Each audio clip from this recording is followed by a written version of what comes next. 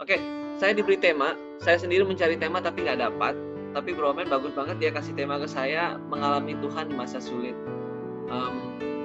Jadi membantu saya, karena ini saya sudah bawakan ke Komsel sebelumnya. Kami punya persekutuan keluarga Kristen Indonesia di Qatar, dan kami melakukan Zoom juga.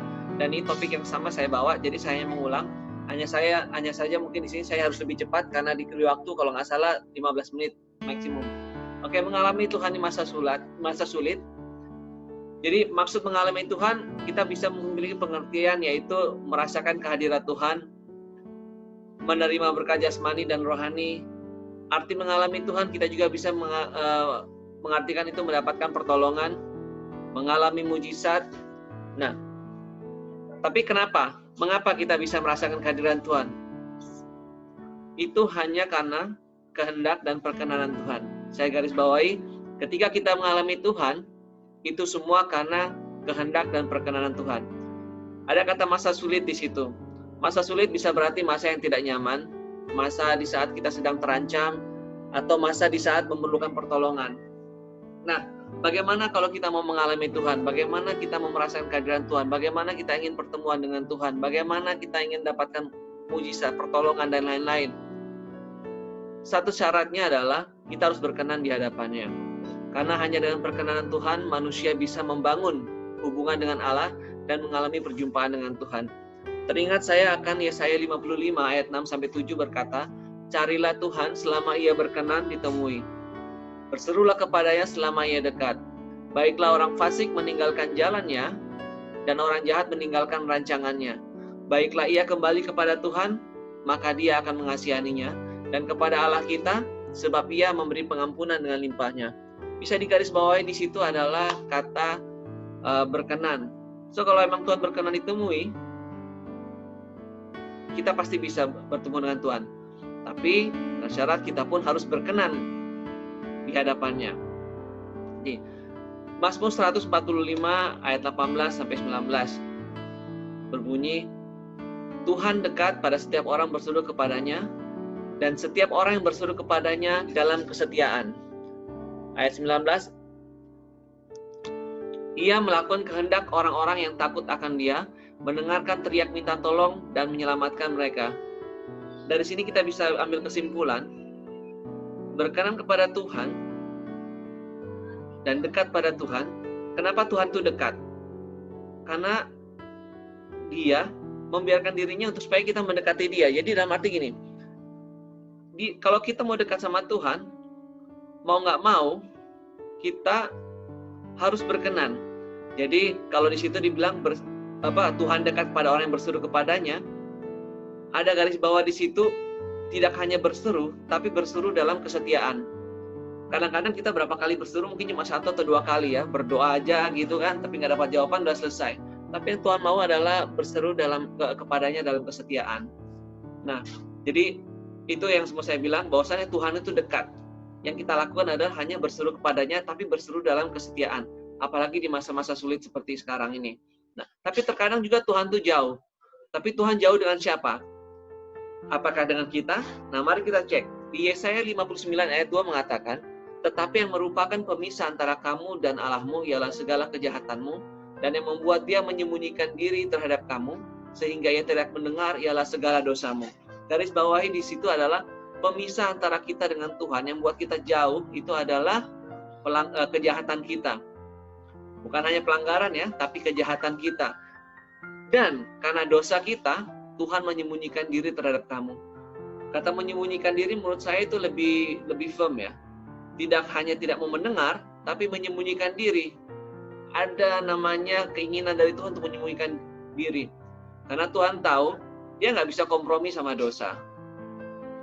Makanya di situ jelas sekali pemisahnya adalah kejahatan, dan membuat Tuhan menyembunyikan diri adalah dosa kita. Nah, sekarang pertanyaannya adalah bagaimana menjadi berkenan kepada Allah? Banyak jawabannya sebenarnya. Nah, tapi kita bisa belajar dari satu pribadi, satu tokoh Alkitab, yaitu Daud. Tanpa menyinggung komsel yang lain, saya jadi ingat komsel Daud kita di Eklesia dulu. Ya, semua komsel Yosua juga bagus, tapi kali ini saya ngambil dari Daud, nggak apa-apa ya. Oke, komsel Daud, Kisah Para Rasul 13 ayat 22 saya bacakan. Setelah Saul disingkirkan, Allah mengangkat Daud menjadi raja mereka. Tentang Daud, Allah telah menyatakan, aku telah mendapat Daud bin Isai, seorang yang berkenan di hatiku dan yang melakukan segala kehendakku. Oke? Di situ Tuhan mengatakan berkenan dan melakukan segala kehendakku. 1 Tawarik 28 ayat 4, bahkan Daud pun berkata hal yang sama. Namun Tuhan Allah Israel telah memilih aku dari antara segenap puakku untuk menjadi raja Israel selama-lamanya. Sebab ia telah memilih Yehuda menjadi pemimpin dan puakku dari kaum Yehuda, dan dari antara anak-anakku, anak-anak ayahku, ia berkenan kepadaku untuk mengangkat aku sebagai raja atas seluruh Israel. Jadi kita bisa lihat di sini, selain mendapat pengakuan dari Tuhan bahwa dia itu berkenan, ya dia juga memiliki kesaksian dan dia mengatakan bahwa dia berkenan. Ini yang membuat kita jadi penasaran, kenapa dia bisa berkenan kepada Tuhan. Ada yang mengatakan, oh iya dia cepat bertobat. Ketika dia melakukan kesalahan, dosa, dia cepat bertobat. Ya mungkin juga. Tapi ada juga yang mengatakan hal yang lain. Kalau saya pribadi, ketika saya mengikuti sikap Daud, saya melihat adalah sikap hati Daud. Nah sebelum saya ke sana, saya bacakan dulu. Dalam perjanjian lama, selalu diperlukan korban untuk menebus dosa sehingga ia bisa diterima oleh Allah. Ya, dalam perjanjian lama selalu diperlukan korban untuk menebus dosa sehingga bisa diterima oleh Allah atau Allah berkenan kepada dia.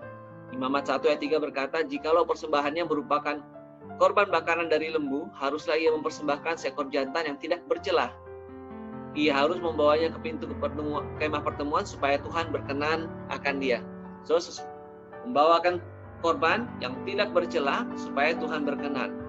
Nah, lebih jauh lagi dalam perjanjian lama, tidak hanya sebatas korban, tapi harus ada sikap hati yang harus menyertai korban bakaran itu. Makanya tidak heran Daud berkata di Mazmur 51 ayat 17, dalam terjemahan lain ayat 19, berbunyi, korban sembelihan kepada Allah ialah jiwa yang hancur, hati yang patah, dan remuk tidak akan kau pandang hina ya Allah. Saya bacakan lagi.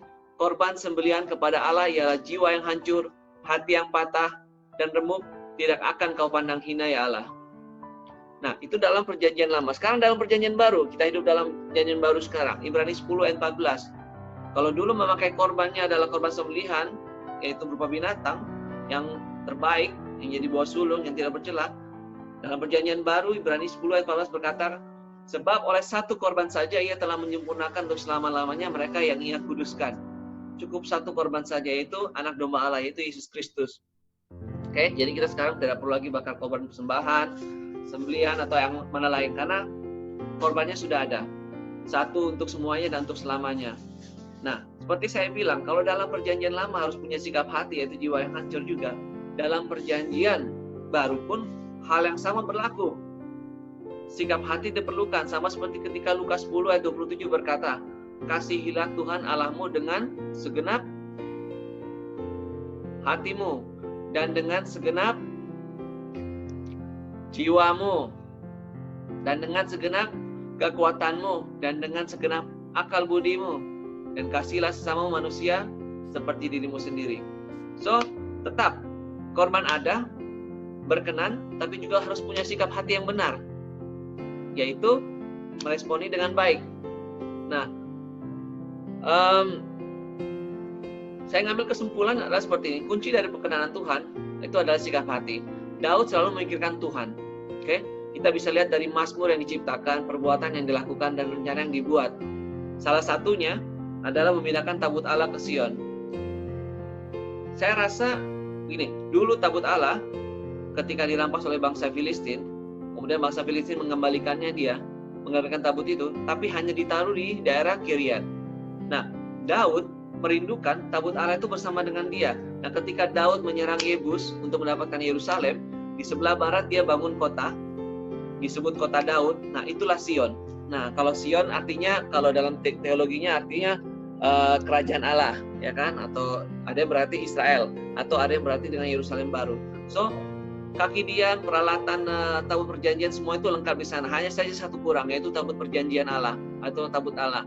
Nah, Daud memiliki keinginan atau kerinduan untuk membawa tabut itu pergi ke Yerusalem. Kenapa? Karena bagi beliau Dan makna simbolis dari tabut perjanjian itu adalah kehadiran Allah. So yang diperlukan adalah Daud, dia selalu berpikir bahwa kehadiran Allah yang diperlukan, atau mengalami Allah itu yang paling perlu dalam hidupnya.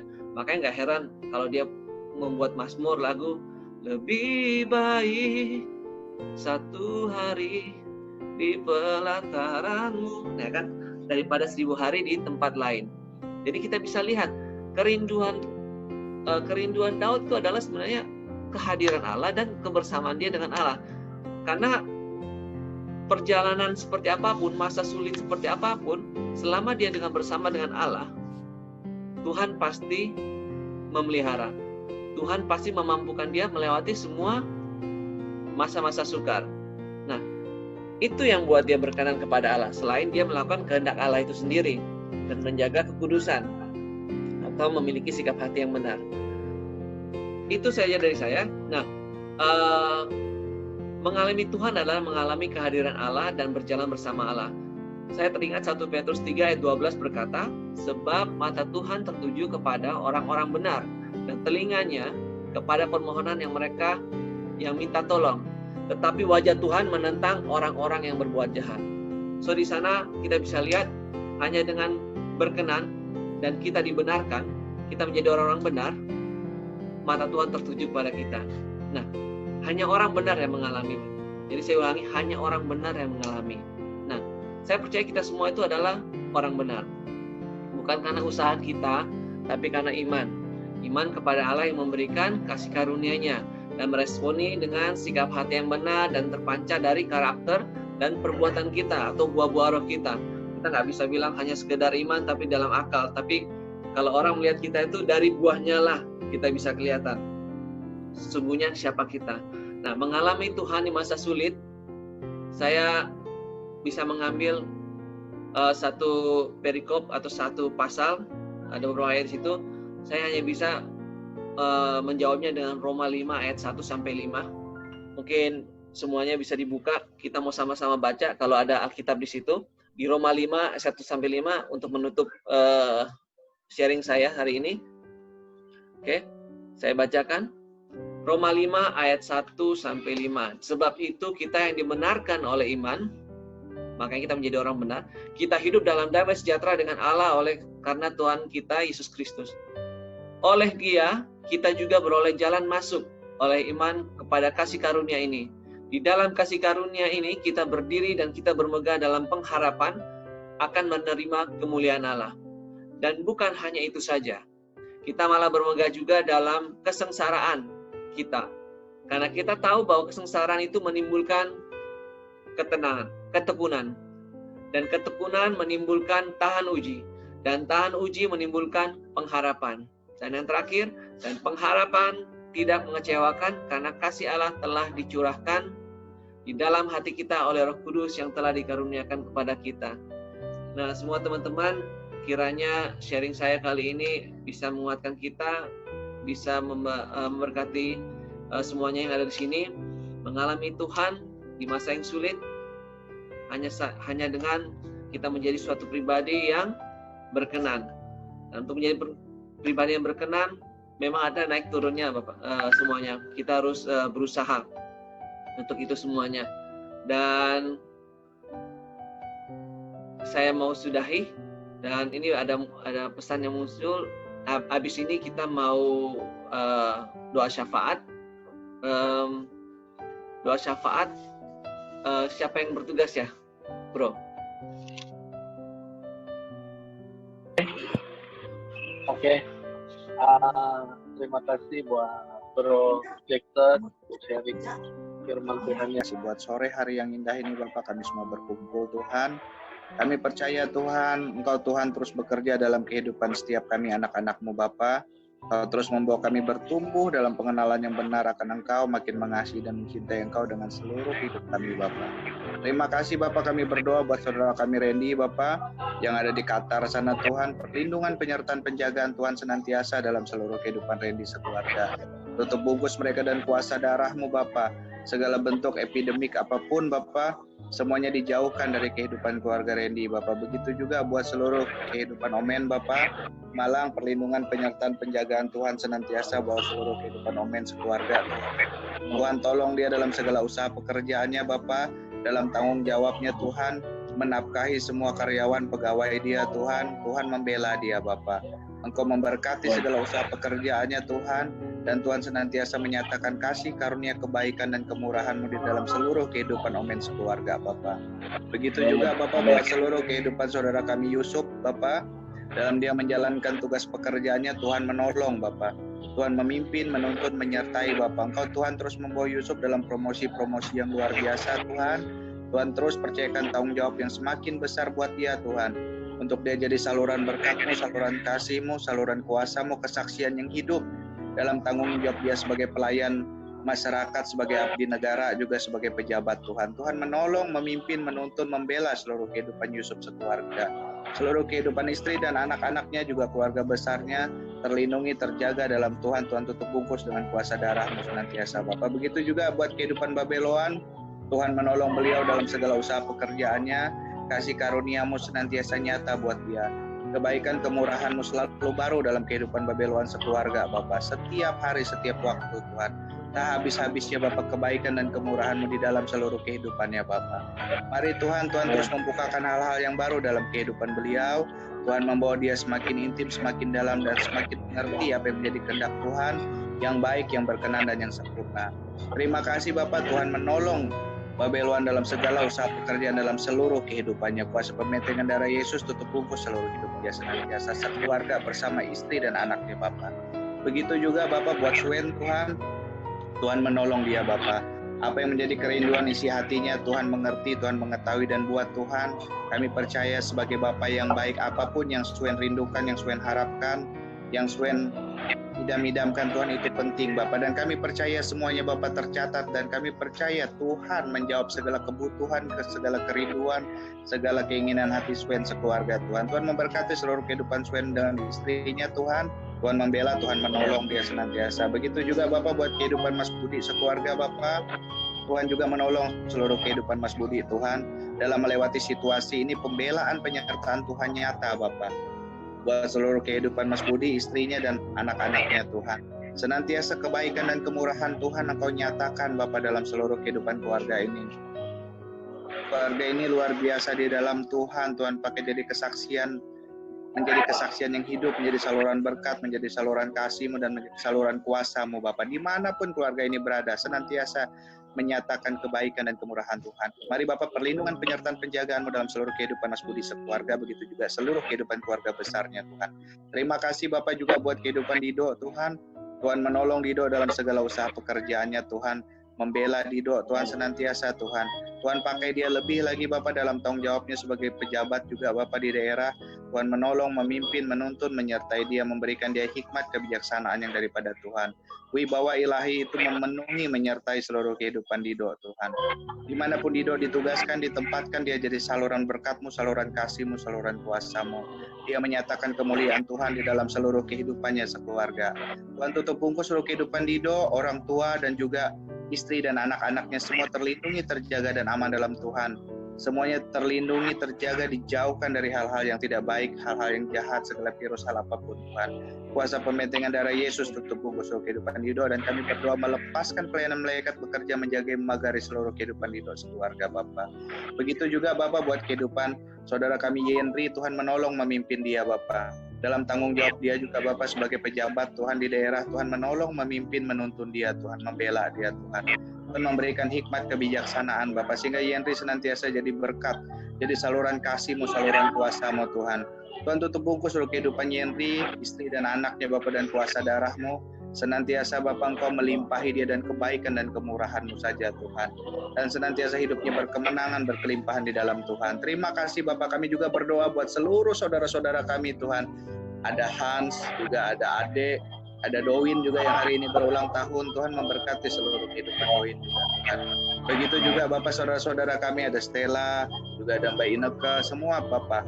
Satu persatu yang mungkin tidak tersebutkan Bapak, tapi kami percaya senantiasa perlindungan, penyertaan, penjagaan Tuhan ada dalam seluruh kehidupan saudara-saudara kami dimanapun mereka berada. Terima kasih Tuhan Yesus. Tuhan juga memberkati bangsa kami Tuhan. Jemaat tempat kami beribadah dimanapun Tuhan, Tuhan melindungi, menyertai, menjaga senantiasa Bapak. Terima kasih Bapak, sore hari ini kami berbahagia, begitu juga buat seluruh kehidupan anak Mikis keluarga, Tuhan menolong, memimpin, menuntun, menyertai, dan membelah seluruh kehidupan kami selalu Tuhan. Terima kasih Bapak, kami mengembalikan segala pujian, segala kemuliaan, segala hormat syukur kami hanya kepada Engkau Tuhan. Bagimu segala pujian, kemuliaan, hormat kami Bapak, demi nama Yesus Kristus, Tuhan Juru Selamat kami semua mengucap syukur, haleluya, amin. Sudah selalu Tuhan. Terima kasih Bapak, di dalam nama Tuhan Yesus kami bersyukur. Amin.